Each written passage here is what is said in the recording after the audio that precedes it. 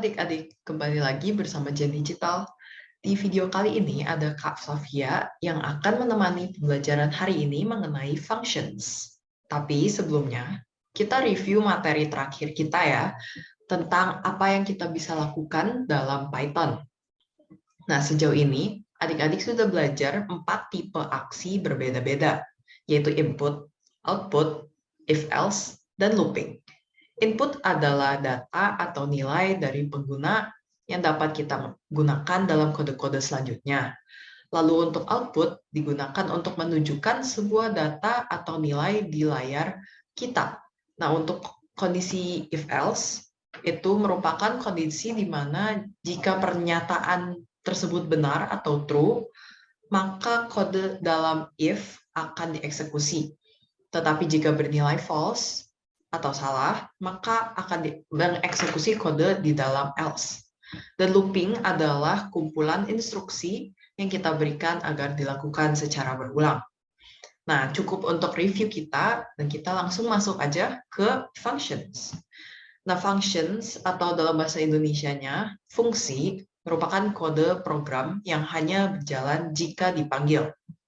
Seperti namanya, function biasanya digunakan dalam sebuah program yang memiliki banyak fungsi, di mana setiap fungsi yang dibuat akan melakukan tugas yang berbeda-beda. Supaya lebih jelas, adik-adik bisa membayangkan sebuah kalkulator. Seperti yang kita tahu, sebuah kalkulator bisa melakukan banyak hal, seperti tambah, kurang, perkalian, dan pembagian. Misalnya kakak ingin menggunakan dua nomor, yaitu 123 dan 456. Nah, kalau dengan program biasa, kakak harus menambah, mengurang, mengkalikan, dan membagi kedua angka tadi untuk mengakses penuh fungsi kalkulator. Tetapi, jika kakak ingin hanya melakukan salah satu darinya, nah, kakak bisa menggunakan fungsi. Nah, sebelum kakak memilih nomor, kakak bisa membuat fungsi tambah, kurang, kali, dan bagi dahulu. Setelah itu, tinggal dipanggil deh fungsi-fungsinya yang kakak inginkan atau yang kakak ingin pakai. Nah, misalnya, jika kakak ingin menambah angka 123 dan 456, fungsi tambah akan kakak panggil dan fungsi tersebut akan berjalan. Dan sementara fungsi-fungsi lainnya, seperti fungsi kurang, fungsi kali, dan fungsi bagi, karena kakak tidak memerlukannya, maka kakak tidak memanggil fungsi-fungsi tersebut, sehingga fungsi-fungsi tersebut juga tidak akan berjalan. Nah, kita belajar dulu bagian-bagian penting yang diperlukan dalam sebuah fungsi. Ada yaitu yang pertama adalah deklarasi, di mana kita menyatakan dan memberikan nama kepada fungsi. Nah, setelah itu, tentu fungsi yang kosong harus diisi. Sehingga bagian isi adalah bagian paling penting.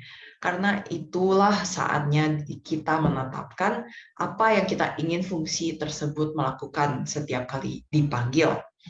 Nah, jika fungsi sudah dibuat, tentu saja kita harus menggunakan fungsi tersebut agar berguna. Dan caranya adalah memanggil fungsi tersebut. Oke, selanjutnya kita akan bahas setiap bagian tersebut lebih dalam. Ya. Sekarang kakak akan menjelaskan bagaimana sintaks atau cara membuat sebuah fungsi atau bagian deklarasinya. Untuk menggunakan fungsi, hal pertama yang harus kalian lakukan adalah membuat fungsi tersebut. Ya, untuk membuat sebuah fungsi, kita harus menuliskan kata kunci def, def, singkatan dari define, yaitu kata dalam bahasa Inggris yang berarti menjelaskan. Karena kita ingin menjelaskan kepada komputer sebuah fungsi yang kita ingin mereka lakukan. Nah, setelah kata kunci def ini, kalian harus menuliskan nama fungsi yang diinginkan dengan format nama fungsi dengan diikuti dengan tanda kurung dan titik 2. Setelah menamai fungsi tersebut, kita tentu harus mengisi fungsi dengan hal yang harus ia lakukan setiap kali dipanggil. Nah, fungsi bisa diisi dengan apa saja, seperti meminta input, output, looping, ataupun kondisi if-else. Nah, di contoh yang adik-adik lihat sekarang, isi yang kakak berikan adalah output print Dan ini merupakan bagian dari fungsinya. Dan setiap kali fungsi tersebut dipanggil, komputer akan memprint kalimat ini adalah fungsi. Tetapi ketika kakak run program ini, kenapa hasilnya masih kosong ya? Nah, tentu karena kita belum memanggil fungsi ini. Nah, fungsi yang belum dipanggil tidak akan bekerja karena komputer kita akan tidak tahu kapan kita memerlukannya, sehingga kita harus tulis nama fungsi tersebut dengan tanda kurung untuk memanggil fungsinya. Ya, sekarang kita sudah melewati bagian membuat fungsi yang lebih rumit. Adik-adik bisa memanggil fungsi yang sudah dibuat dengan sangat gampang, seperti yang tadi dijelaskan. Di luar fungsi yang dibuat, kalian hanya perlu menulis nama fungsi yang sama dengan tanda kurung. Dan jika fungsi sudah dipanggil, isi fungsi akan dijalankan oleh komputer.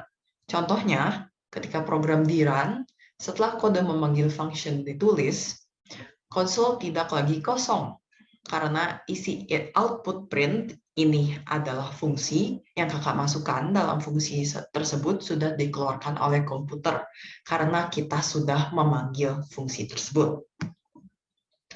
Yang pertama, kita bisa menamai fungsi dengan cara mulai dari huruf atau underscore. Seperti yang dapat kalian lihat. Nama fungsi boleh memiliki nomor di dalamnya, tetapi yang penting adalah nama tidak boleh dimulai dengan nomor. Lalu selanjutnya, adik-adik perlu ingat bahwa peraturan untuk memberi nama kepada fungsi sama seperti menamai variabel yang kakak sudah membahas waktu-waktu sebelumnya. Dan perlu diingat bahwa penulisan nama fungsi dan variabel hanya dapat dilakukan dengan menggunakan huruf dari A sampai Z, digit 0 sampai 9, dan underscore. Untuk karakter spesial seperti tanda pagar, @ dan lain-lain, tidak dapat digunakan ya. Nah, kalian bisa langsung lihat contoh cara penulisannya yang benar dan yang salah di slides tersebut. Nah, adik-adik mungkin sekarang agak bingung ya. Kalau kita lihat bareng-bareng, isi dalam fungsi sama dengan kode biasa. Jadi kita tentu bisa mencapai hasil yang sama dengan menuliskan kode biasa daripada menggunakan fungsi. Sehingga kenapa terkadang kita menggunakan fungsi daripada kode biasa? Nah, salah satu alasan utamanya adalah fungsi memberikan kesempatan bagi program untuk melakukan aksi yang sama berulang kali tanpa harus salin dan tempel berbaris-baris kode. Sebagai contoh, kakak ingin print kalimat ini adalah fungsi sebanyak 6 kali. Dengan menggunakan fungsi, kakak tinggal panggil fungsi sebanyak 6 kali. Namun, tanpa fungsi, kakak harus menulis kode print ini adalah fungsi sebanyak 6 kali. Nah, adik-adik bisa lihat, meskipun hasil output, hasil tersebut dicapai merupakan hasil yang sama.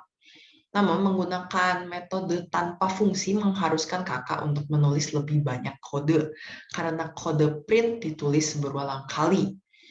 Dan ini memakan waktu yang lebih lama dalam proses membuat program tersebut, sehingga tidak secepat dengan menggunakan fungsi. Apalagi jika isi dari fungsi tersebut bisa mencapai misalnya 20 baris kode. Itu akan membingungkan ya jika kita ulang 6 kali.